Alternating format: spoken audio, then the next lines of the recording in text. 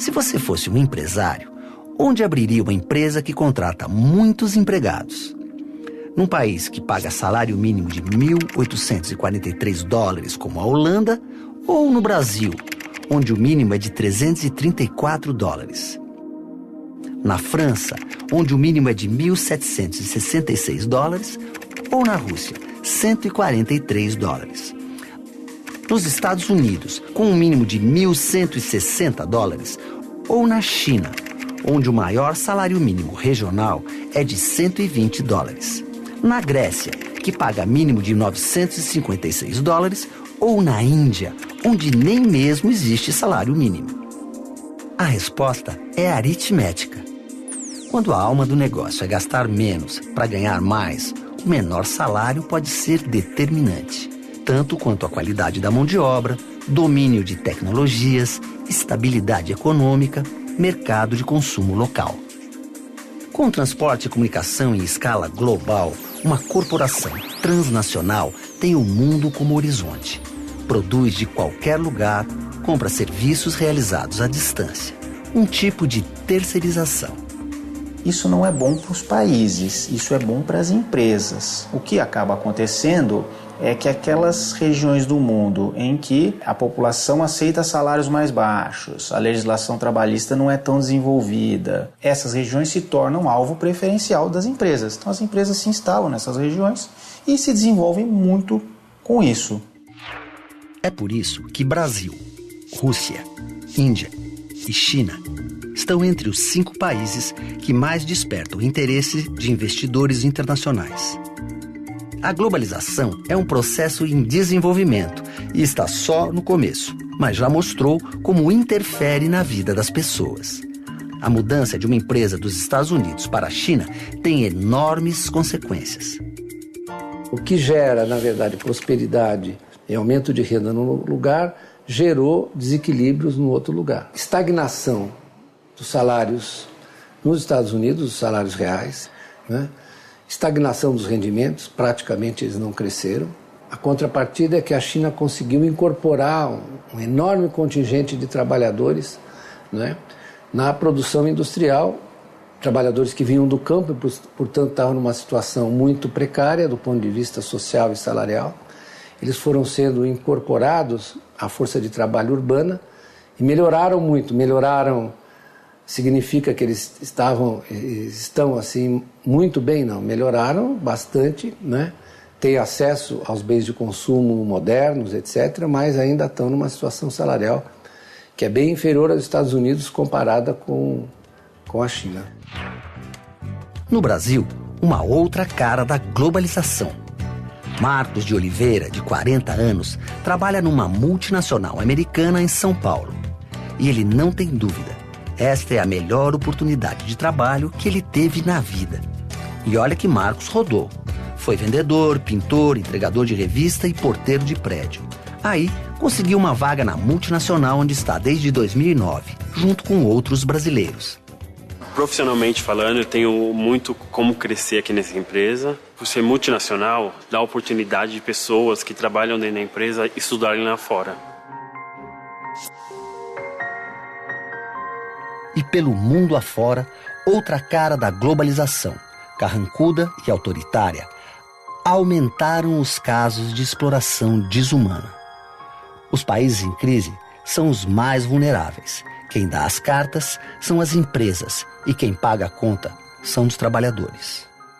O geógrafo Milton Santos costumava dizer que a globalização tem uma dimensão perversa. Há algumas situações em que as grandes corporações transnacionais, essa globalização econômica, tem gerado empregos que nos fazem lembrar empregos ou situações de relações de trabalho do século XIX. Ou mesmo situações em que falta um pouquinho para dizermos que são situações de trabalho escravo. A civilização própria quase que não é objeto de discussão. E isso abre espaço para qualquer forma de barbárie como essa, pela qual a gente deixa morrer crianças, e velhos, e adultos, tranquilamente. Não faz o menor sentido que todo esse processo que representa, da globalização, que representa um avanço da humanidade, o seu potencial econômico, o seu potencial tecnológico, venha gerar essa regressão na vida dos povos. Do ponto de vista dos trabalhadores, né?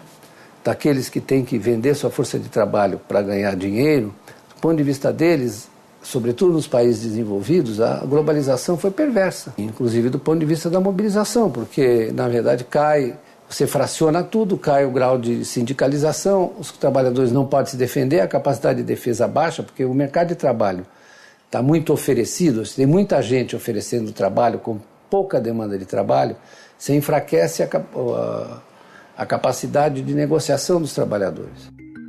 Para o trabalhador que deixa sua terra em busca de trabalho, a globalização tem as duas faces da moeda. Sul-americanos vêm para o Brasil fugindo da miséria extrema e conseguem um trabalho. E com o trabalho, conseguem viver melhor.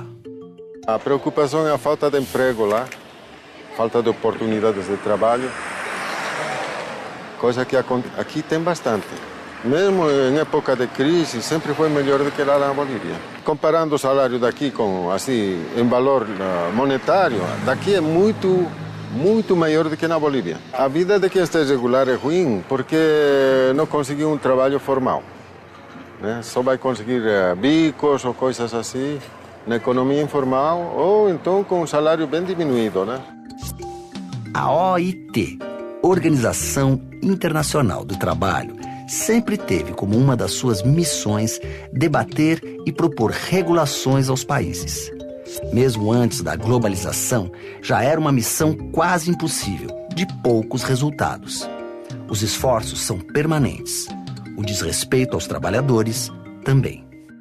Os governos, para responder à crise, o que eles fazem? A discussão é como você flexibiliza o mercado de trabalho. O que significa flexibilizar? Significa você reduzir os direitos. Se torna a demissão mais fácil, né? Você corta benefícios, você reduz o tempo em que a pessoa fica no seguro-desemprego e a intensificação do trabalho, a intensidade aumentou muito mais nos serviços do que na indústria.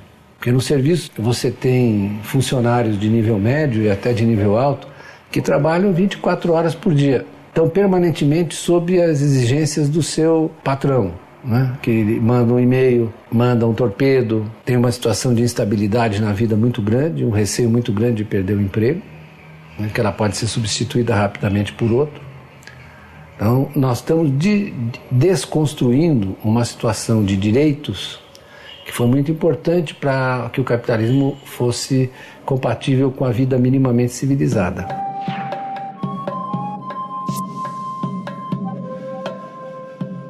Tem cara de Japão, parece o Japão, mas é o bairro da Liberdade em São Paulo.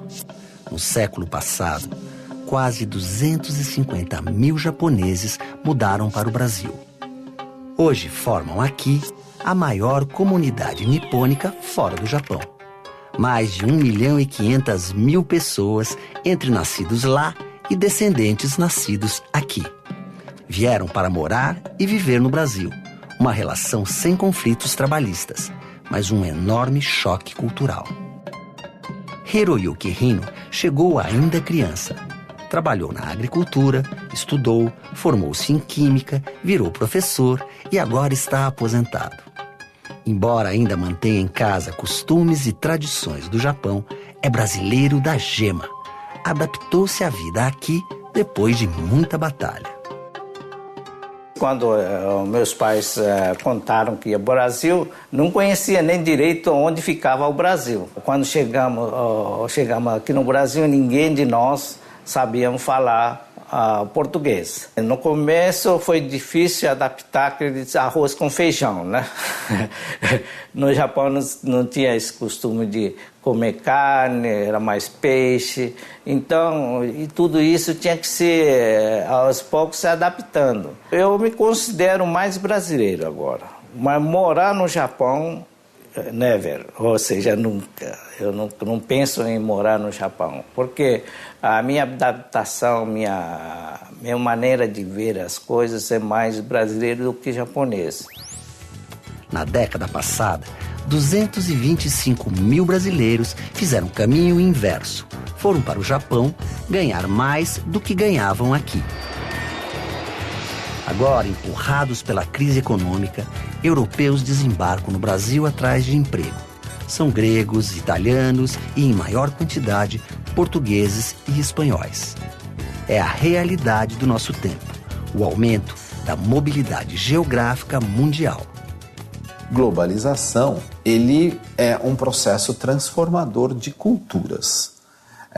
Sempre que o ser humano aumentou a escala das suas relações, que novos grupos foram entrando em contato com novos grupos, isso, por definição, transforma as culturas. A globalização é a manifestação mais acelerada, mais poderosa e mais equipada dos contatos humanos e dos contatos de alguns mais poderosos ou mais dominantes sobre outros.